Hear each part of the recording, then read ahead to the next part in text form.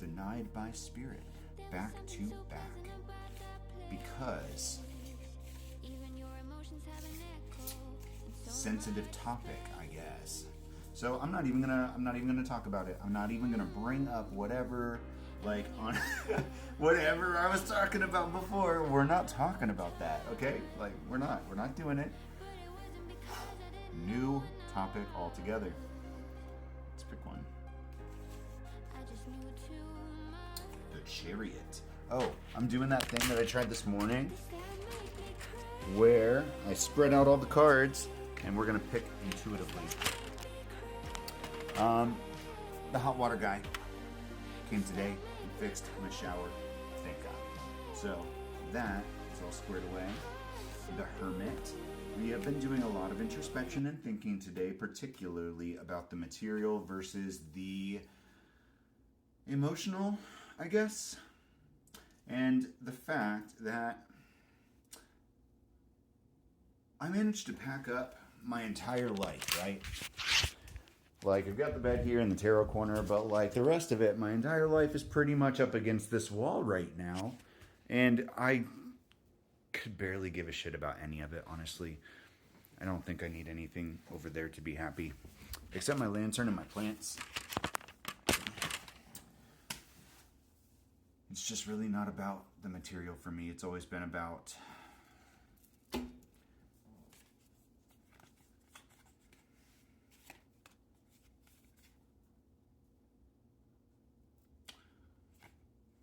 it has always been about connection. Not necessarily even romantic, but soul tribe. I'm sure a lot of people haven't gone back and watched the earlier videos, but Five of Swords and the Four of Cups. My goal, as soon as the twin flame left and I broke up with my husband of 10 years and ended that officially, I ran out of soul connections. I didn't have any soul tribe left, except for Sina, my friend in Germany from a million years ago. You know, we befriended each other when we were teenagers. Three of Cups and the King of Swords.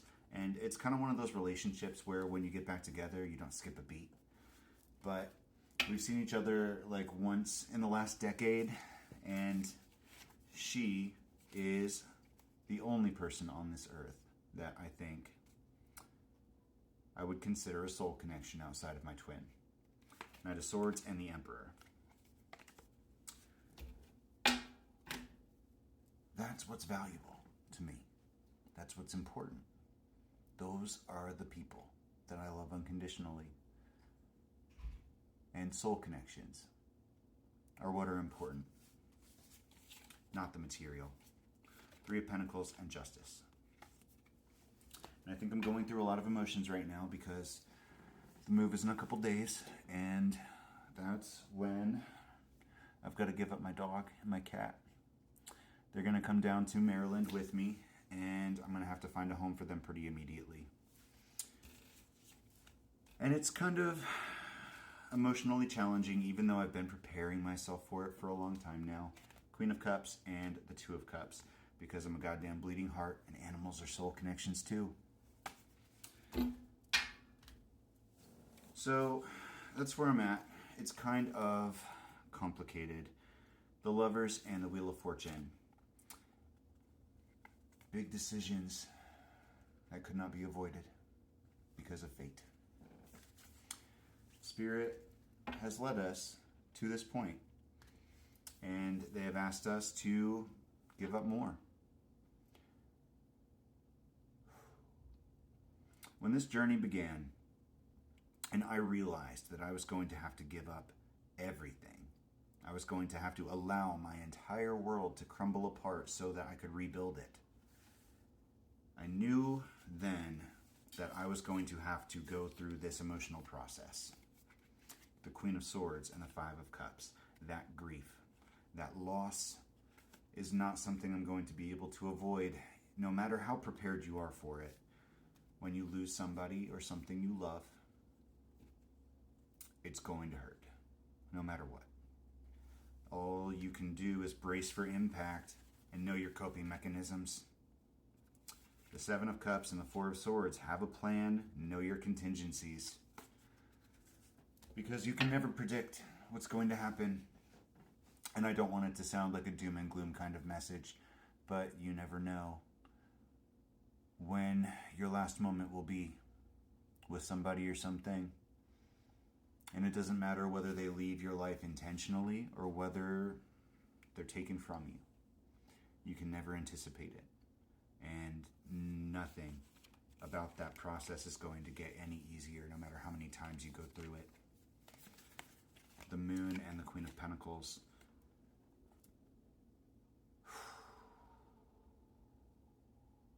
Clarify.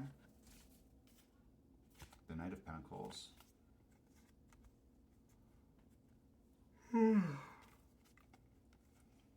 I don't really know what the Moon is supposed to indicate here.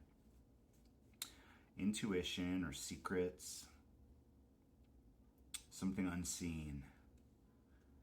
In our abundance. Knight of Pentacles. Oh, where Spirit has us headed. Where we are going in this process, this journey. Our end goal, our destination. We're not entirely sure. You know, it started off Germany. We were going to do anything to get back to Germany so that we could have Sina back in our day-to-day. That was the entirety of my plan. Just go to the border. I think it was Hamburg. That was my original plan because it's right on the border of Germany and the Netherlands where she is. And I was going to go there and just get her back in my life. And maybe the twin would show up there. But I think there was a lot of Delulu going on back then. And I am not saying to live your life Delulu free. I am a firm believer that you need to be delusional in order to manifest. In order to create that reality, you need to believe it is already there. You need to take action towards it, and you need to speak it into existence. And then form some kind of representation, in my opinion. That's my fourth step, anyway. This Four of Pentacles and the Sun. And holding on to those soul connections is what kept my sun going. And they were stripped away from me one by one. And Sina was the last one left. And I realized I was so busy with the move. She was actually here in January. She was in Florida on vacation. And I had the opportunity to try and meet up with her. And I got distracted with my life. Everything going on in my day-to-day, I got distracted. And I just forgot to set it up.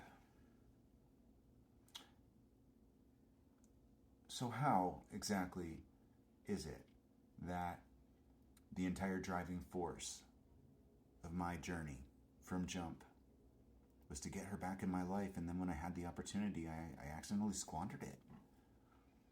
What is that?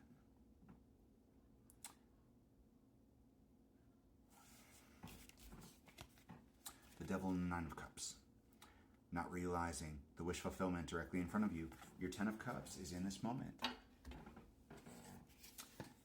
It's important to not let Ace of Swords and Two of Wands, those big decisions, those plans, pass you by. So while I've been reflecting on Seven of Wands and death, I've been reflecting on the soul connections that I want to preserve and the people that I hold unconditional love for. And I've realized that life is way too short to limit who you allow into your heart. And it doesn't matter if it's conventional or unconventional. I'm the kind of person that loves unconditionally, and when somebody leaves my life, I don't stop loving them. It doesn't matter that Sina hasn't been in my life for 15 years. I still love her. It doesn't matter that my twin ditched me and may or may not come back ever. I still love him. My ex, even though I will never, ever want to be back with him ever again, I still have love for him. My mother, who is a narcissist, I still have love for her. I love myself, despite any flaws